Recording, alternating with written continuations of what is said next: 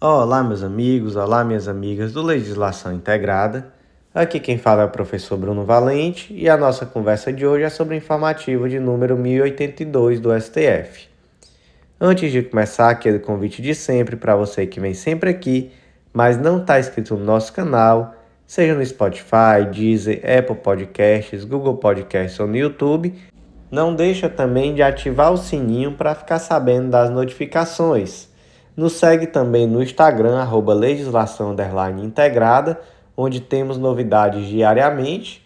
E o mais importante de todos os convites, não deixa de acessar nosso site legislaçãointegrada.com.br.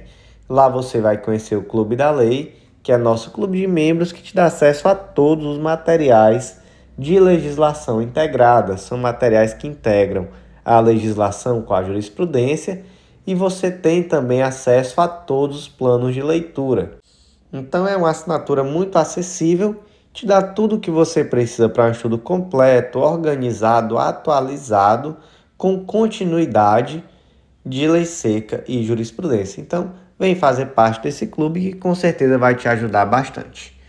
O primeiro julgado de hoje foi inserido na Constituição Federal e, na verdade, é uma tese que tanto é a mesma tese no tema 881 quanto no tema 885. Então, é uma tese de repercussão geral, temas 881 e 885.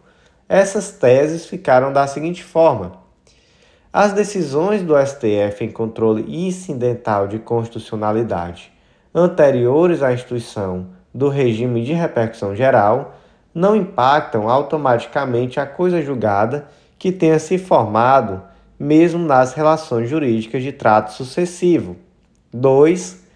Já as decisões proferidas em ação direta ou em sede de repercussão geral interrompem automaticamente os efeitos temporais das decisões transitadas em julgado nas referidas relações, respeitadas a irretroatividade, a anterioridade anual e a noventena, ou a anterioridade nonagesimal, conforme a natureza do tributo. Gente, julgado aqui que deu repercussão demais, saiu na mídia toda, recebeu críticas de advogados que estavam no papel deles, de criticar, já que muitos estavam em defesa das empresas. Enfim, decisão polêmica e decisão muito importante. Qual é a situação aqui?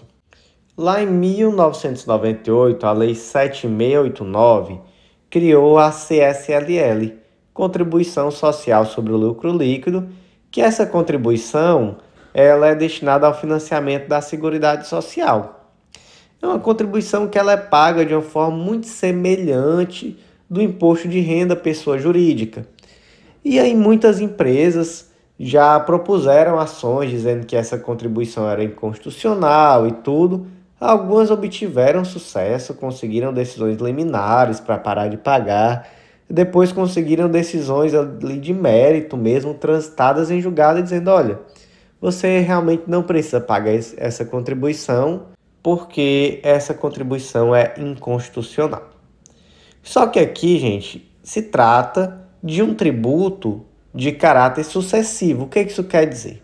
Que não é um tributo que é pago uma única vez e se esgota. Esse tributo ele é devido todos os anos. Então, vamos aqui diferenciar. Imagina, por exemplo, que a empresa X fez uma importação de uma determinada máquina, essa máquina entrou no Brasil e aí foi cobrado o imposto e se judicializou e se disse: olha, nesse caso dessa importação aqui que aconteceu, não cabe esse imposto, e a justiça deu razão e disse: olha, realmente não cabe, ok. Imagina que 10 anos depois, sei lá, o STF decidiu que naquele caso ali caberia o imposto. Essa empresa vai precisar pagar, já apesar dela já ter uma decisão transitada em julgado? Não vai, né? Porque aquilo ali já aconteceu, já veio a decisão, a máquina já entrou no país e ela já ganhou. Aquilo que vier de posterior não vai mais influir na esfera jurídica dela, porque existe ali uma coisa julgada. Já que no caso da CSLL, existe uma prestação continuada. Então, sempre que a empresa tiver lucro líquido, vai incidir uma contribuição social. E aí vem a pergunta: se vier uma decisão posterior do STF dizendo que essa CSLL é constitucional, vai voltar a ser exigido dessa empresa o pagamento? Aí o STF disse, olha, depende. Se for uma decisão em ação de controle de constitucionalidade, então um ADI, um ADC, um ADPF, ou se for uma decisão em regime de repercussão geral, automaticamente o efeito da coisa julgada cessa. Então, o que aconteceu? Em 2017, foi julgada a ADI 15, ela disse, é constitucional. Então, empresa, você tem uma coisa julgada favorável a você, né? Mas a partir de 2007, foi julgada a ADI 15, disse que essa lei é constitucional. Então, a partir do ano seguinte, você vai precisar pagar. Por que é a partir do ano seguinte? Porque tem a questão da anterioridade tributária. Então, não é imediato também, a partir do próximo ano você tem que voltar a pagar. Ah, professor, que loucura! Então, não vale de nada a coisa julgada? Gente, imagina a loucura, que seria o contrário. Uma empresa ela vai ser eternamente beneficiada por uma coisa julgada, enquanto toda a concorrência dela vai pagar a CSLL para sempre. Imagina aí a desproporção, imagina que a disparidade de armas. Umas empresas pagam e outras não pagam. Então, não, realmente faz sentido isso aqui. Faz sentido dizer, olha, teve uma ADI que é constitucional, então a partir daqui para frente vai ter que pagar. Só que aqui criou-se uma celeuma, porque muitas empresas disseram, não, eu tenho uma coisa julgada em relação a mim, então eu entendo que eu não preciso pagar até que o STF se manifeste dizendo que eu preciso. E aí teve esse julgado em 2007, e de 2007 até 2023, algumas empresas não pagaram a CSLL porque disseram, não, tem uma decisão transitada em julgado dizendo que eu não preciso. E aí, em 2023, quantos anos depois, vou nem fazer essa conta aqui, eu acho que 15 anos, sei lá, depois, chegou ao STF, foi finalmente julgada essa ação, e no julgamento se disse, olha, a partir do ano de 2007 vocês têm que pagar. E aí pediram, não, excelência, module os efeitos, faça aqui uma modulação, diga que vai ser daqui para frente. O STF disse, não tem modulação de efeito, não. Você sabia que você tinha um risco de precisar pagar a partir do ano de 2007. Caberia a você ter ou feito o pagamento ou ter pelo menos mantido esse valor depositado como uma forma de garantir esse pagamento em um momento futuro, caso você perdesse essa ação. Então, realmente aqui não vamos modular efeito. Qual o efeito disso? Tem empresa, uma única empresa, estipulou esse efeito em 290 milhões, além de um aumento de custo operacional, né, já que seria uma tributação a mais, que também teria um efeito muito grande. E aí, o que você achou dessa decisão? O STF tinha que modular os efeitos? Porque, gente, vamos lá, né? Eu até perguntaria, você acha que essa empresa deveria começar a pagar depois da ADI? Eu até poderia perguntar isso, mas eu acho que é óbvio que deveria, né? Imagina, a empresa X paga e a empresa Z não paga. Qual o sentido? Não, ela, a partir da ADI 15, de fato, passa a ser exigível. Né? Eu acho que a gente já pode partir desse pressuposto. Não precisa aqui perguntar o que vocês acham em relação a isso, imagino eu. Se bem que você até pode ter uma posição no sentido de que precisaria de uma manifestação específica em relação àquela empresa. Tá, é uma posição possível, fico esperando tua opinião, mas o que eu quero saber mais de você você acha que o STF deveria ter modulado? Caberia aqui uma modulação por uma questão de segurança jurídica? Ou realmente o STF está certo nessa de dizer, olha, caberia à empresa ter no mínimo guardado esse valor para no futuro pagar caso o STF decidisse que ela teria que pagar? E aí, quem foi que trouxe a imprevisibilidade jurídica aqui? Foi o STF com essa decisão ou as empresas que pagaram para ver e agora realmente ficaram no prejuízo e estão querendo se fazer de vítima? Que foi mais ou menos o que o ministro Barroso falou em uma entrevista sobre o tema. Disse que as empresas jogaram moeda para cima e ficaram esperando para ver se ia cair em cara ou em coroa. O ministro Barroso falou isso em uma entrevista. E aí, o que você acha? Me conta, porque a decisão é polêmica. Próximo julgado do dia inserido na Constituição Federal, tese fixada na ADI 1019, norma estadual que, a pretexto de proteger estudantes, proíbe modalidade do uso da língua portuguesa, viola a competência legislativa da União. Foi aqui uma lei do estado de Rondônia, a Lei 7123, e ela proibia a chamada linguagem neutra. Ela dizia, olha, fica expressamente proibida a denominada linguagem neutra na grade curricular e no material didático de instituições de ensino público e privado, assim como editais de concurso público. E disse ainda, olha, violar o direito do estudante. Então aqui é um direito do estudante de não ser exposto à tal da linguagem neutra. É interessante, né, a forma como se coloca. E mais para frente a lei diz que violar isso, esse direito do estudante, vai acarretar em sanção à instituição e também ao profissional de educação que ministrar o conteúdo dessa forma. Por quê? Porque se está aqui prejudicando direto ou indiretamente o aprendizado à língua portuguesa em sua modalidade culta. E aí, essa lei é constitucional? Gente, primeiro aqui no aspecto formal, né? Ela é inconstitucional. Ela é inconstitucional porque trata aqui de diretrizes e bases da educação nacional, competência privativa da União, artigo 22, inciso 24. Eu até tinha colocado aqui errado no informativo escrito, na verdade, o número, né? Eu tinha colocado artigo 24, que trata de competência concorrente, é o 22, tá, gente? Eu vou corrigir aqui, vou colocar o arquivo novo na plataforma. Mas, enfim, aqui existe uma inconstitucionalidade formal. Aí você diz, não, mas existe uma competência concorrente para legislar sobre a educação e tudo, gente, existe. Mas aqui você está tratando de uma diretriz, de algo que deve ser uniforme a nível nacional. Então, realmente, aqui temos uma inconstitucionalidade formal que é até que bem clara. Mas como hoje é o dia da polêmica, primeiro uma polêmica ali mais Faria Lima, né? Uma coisa assim mais elite em direito tributário, e agora uma polêmica dos costumes, aquela polêmica que está na boca do povo há um tempo. Quero saber qual é a tua opinião. Aí, o que é a linguagem neutra, né? Já que eu não falei o que é a linguagem neutra. É aquela linguagem que ela se expressa sem se referir a um gênero. Porque vamos lá, vamos conversar sobre esse tema sem muita paixão. A língua portuguesa é uma língua machista? Gente, quando a gente é criança, a gente percebe que é. Depois que a gente é adulto, às vezes a gente quer negar, mas quando a gente é criança, a gente percebe. Eu lembro que isso foi debate na minha sala de aula. Eu não sei que série era, mas talvez, enfim, muito pequeno. Terceira, quarta série, eu lembro de um debate acalorado na sala de aula, onde a professora disse, olha, é assim mesmo.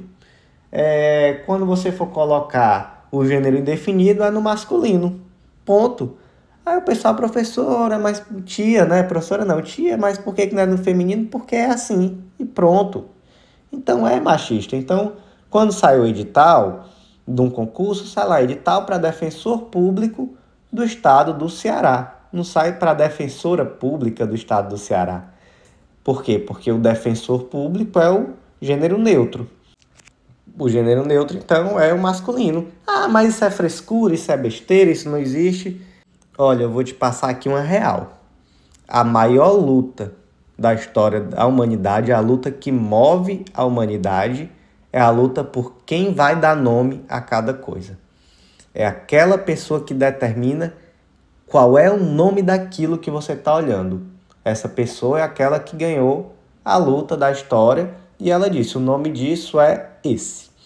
Então, a língua é assim porque nós viemos de uma realidade machista. Claro, se nós viéssemos de uma realidade onde existia um predomínio da mulher sobre o homem, certamente seria diferente. Vamos lá. E aí, por conta disso, muitas pessoas passaram a procurar uma linguagem neutra. E aí, primeiro tentaram colocar aquele X, que era horrível. Então, XS no lugar de meninos e meninas. Horrível, uma ideia péssima, desculpa, não deu certo. E agora estão tentando colocar o E. Então, meninos, meninas e menines. É legal? Olha, eu sinceramente acho que não. Eu acho que não encontraram ainda uma forma. Eu vejo com muito bons olhos a busca por isso. Acho que existe alguns erros de condução natural. Não é algo que vai se conseguir impor, mas também não acho que é algo que podem proibir, né? Então essa lei que proíbe está totalmente errado também. O caminho não é esse. Impor também ninguém vai conseguir impor de goela abaixo um menines, um defensores. E olha, eu queria dizer que eu sou solidário à causa, eu espero que se consiga. Eu realmente torço que a gente consiga chegar numa situação que fique legal, que tenha uma sonoridade legal, que seja algo mais natural. Eu acredito muito mais numa mudança um pouco mais natural. Então, eu acho que esse debate que está existindo já é positivo, porque vai forçando a algo mais natural mesmo, você vai refletindo sobre isso, coisa que nem sequer se refletir. Então, só de trazer o debate eu já acho legal. Impor eu acho que não vai dar certo. Eu, inclusive, tenho uma história que eu acho interessante, não vou dizer quem é, mas é uma familiar, que ela levou uma chamada, trabalhava na época nos conselhos de direitos, e ela levou uma chamada porque queriam que ela escrevesse as atas sempre nas três formas, feminino, masculino e neutro. Então, ela tinha que escrever meninos, meninas e menines em todos em todos os termos que ela utilizasse na ata. E ela disse: olha, eu não vou fazer, me desculpem, tenho muito respeito por vocês, mas imagina que ata de reunião terrível que vai caber a mim aqui escrever sempre, vai ficar uma coisa gigante, vai ficar uma coisa, enfim, não faz sentido. Desculpem, não vou fazer. E aí, isso daí deu uma treta e ela não fez mesmo. E não é uma pessoa nada preconceituosa, enfim.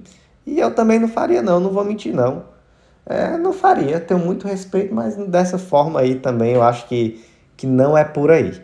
Eu acho que não vai ser impondo, mas eu torço muito que a gente encontre aí um modo de tornar a língua portuguesa realmente uma língua menos machista, uma língua mais inclusiva e que isso seja natural, mantendo aquilo que nossa língua tem de bonito, que é uma língua muito bela.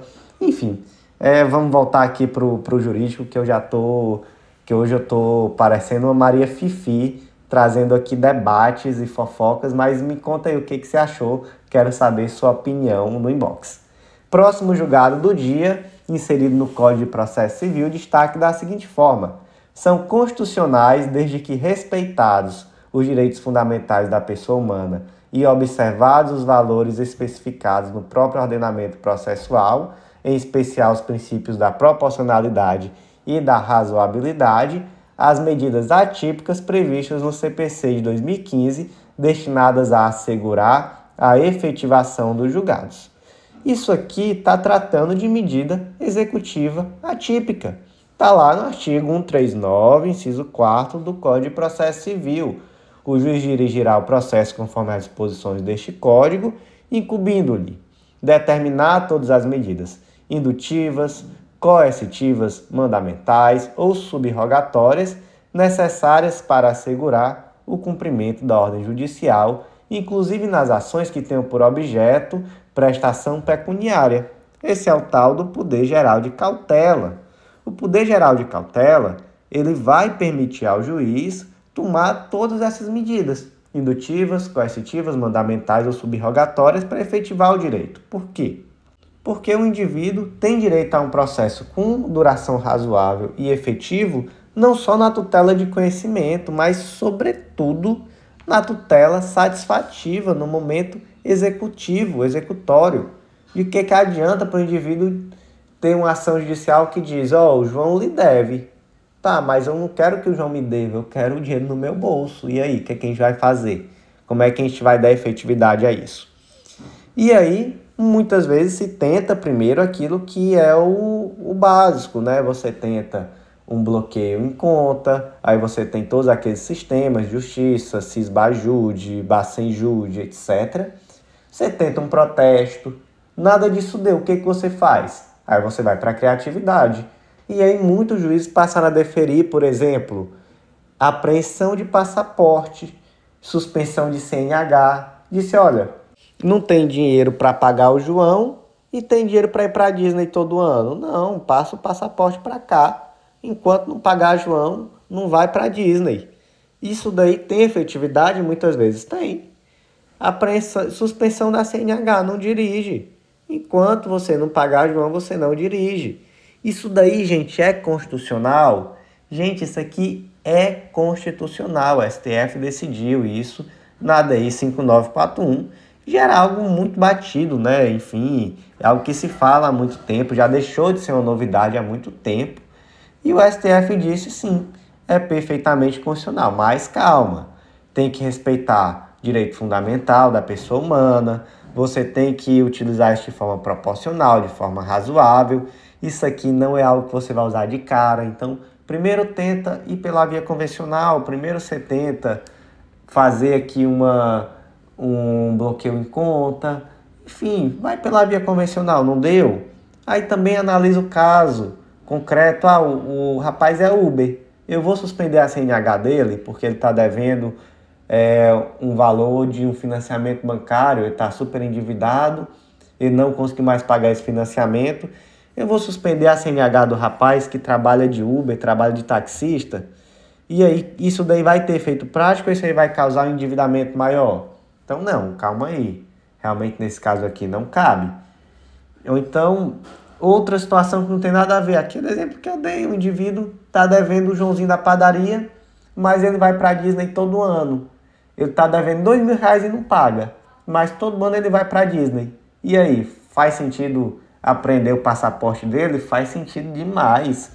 Pega o passaporte desse homem e amarra, deixa bem escondido para ele não achar enquanto ele não pagar o Joãozinho. Então, sendo proporcional, é mais uma coisa que está à disposição do juízo. Legal? Gente, só para aprofundar, que eu acho esse julgado muito legal e às vezes ele causa uma certa confusão. Aqui já aprofundando mesmo, tá? Cabe habeas corpus contra a decisão que retém o passaporte e cabe habeas corpus contra a decisão que suspende a CNH. O STF já entendeu que quando suspende CNH não cabe, porque não existe aqui uma ameaça ao direito de vida do indivíduo. Ele continua podendo se deslocar por outros meios, mas ele já trouxe que em relação à retenção de passaporte cabe, porque aí realmente ele não vai poder sair do país. Sem passaporte ele não sai. Sem carro ele anda de bicicleta, ele anda de moto, ele anda de ônibus, mas sem passaporte ele não sai do país. Então, o STJ, viu? Acho que eu disse STF antes, ele já disse, olha, em relação à retenção de passaporte, em regra até não cabe, né? Caso caiba um recurso para impugnar a decisão, não cabe HC, porque ele não deve ser substitutivo do recurso próprio. Agora a gente sabe que mesmo assim, né, cabe habeas corpus de ofício sempre. Então, esse negócio de dizer em regra não cabe. Aqui, habeas corpus é legal porque às vezes você não ganha, mais leva. Exceção, cabe. Quando? Quando a decisão for flagrantemente ilegal e representar um prejuízo à liberdade de locomoção do indivíduo. E cabe até habeas corpus de ofício também nesse caso. E aqui a decisão foi no informativo 631. Eu acho legal essa decisão. Por isso que eu trouxe aqui para aprofundar. Próximo julgado do dia, inserido na Constituição Federal, destaque da seguinte forma: não se aplica às associações genéricas que não representam qualquer categoria econômica ou profissional específica a tese firmada no tema 1119 da sistemática da repercussão geral, sendo insuficiente a mera regularidade registral da entidade para a sua atuação em sede de mandado de segurança coletivo, pois passível de causar prejuízo ao interesse dos beneficiários supostamente defendidos.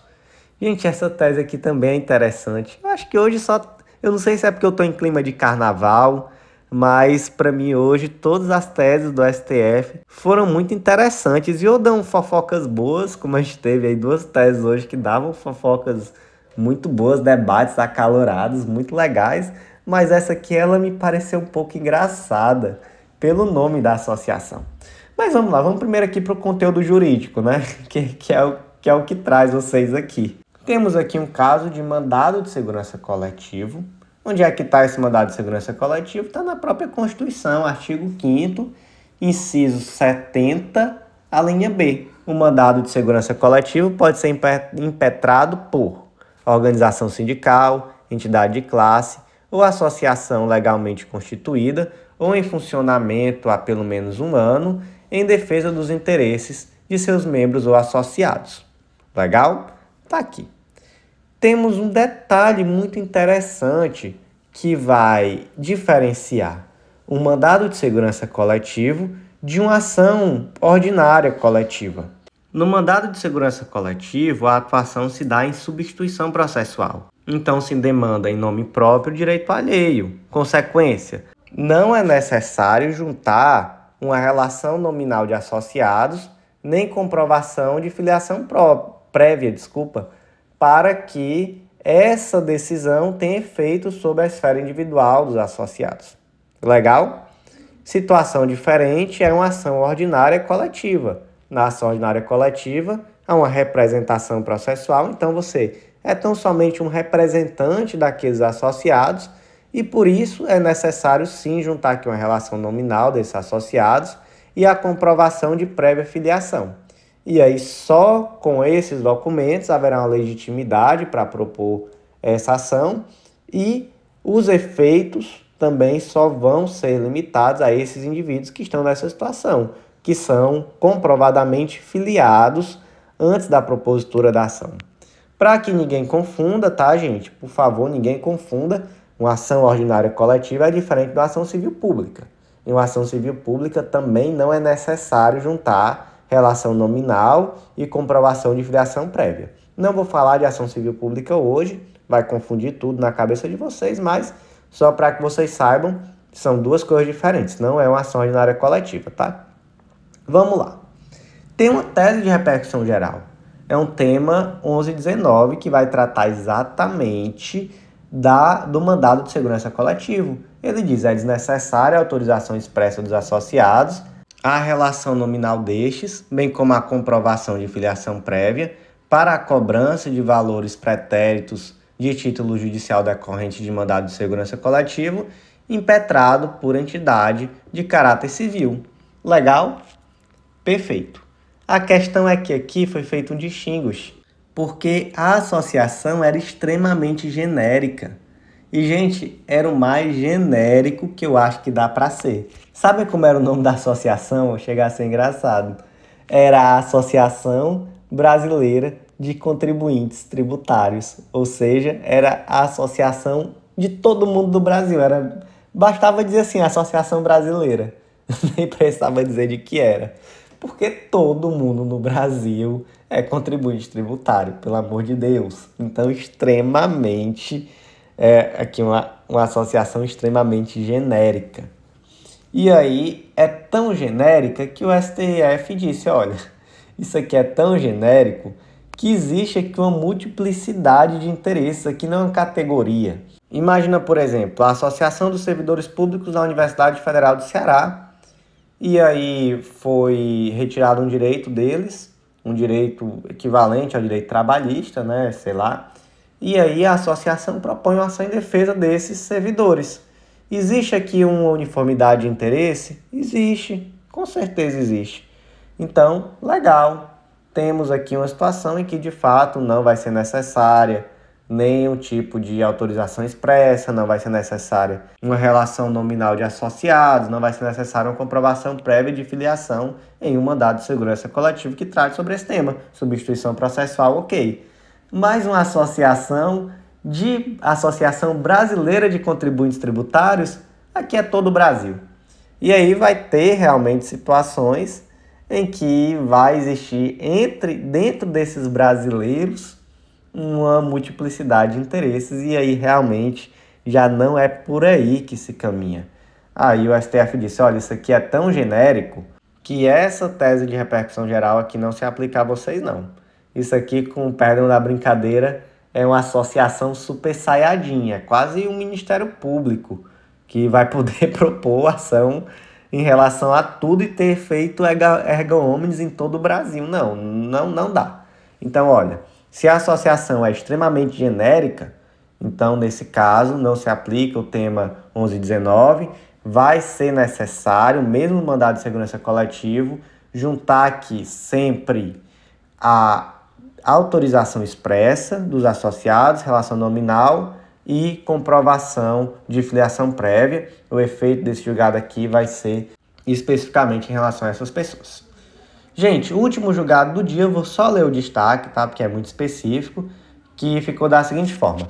Diante da inércia do Poder Executivo em adotar providências para cumprir de modo integral e intempestivo a decisão do STF que suspendeu os efeitos da MP 1135 de 2022 e manteve a obrigatoriedade de entrega dos recursos financeiros destinados a apoiar o setor cultural e de eventos, é legítima a prorrogação do prazo de execução financeira até o final do ano de 2023, a fim de garantir a eficácia da medida cautelar deferida e referendada oportunamente. Então, meus amigos, por hoje foi isso. Eu agradeço a você que ouviu até o final. Fica de sempre aquele convite, vem fazer parte do nosso clube, eu te aguardo no nosso Clube da Lei. E eu te aguardo também no nosso próximo podcast. Curte o carnaval, eu acho que quando você ouvir, na verdade, já vai ter passado o carnaval. Então, enfim, espero que você tenha curtido o carnaval. E é isso, agora eu vou lá aproveitar o meu assistindo Netflix. Um abraço e até a próxima.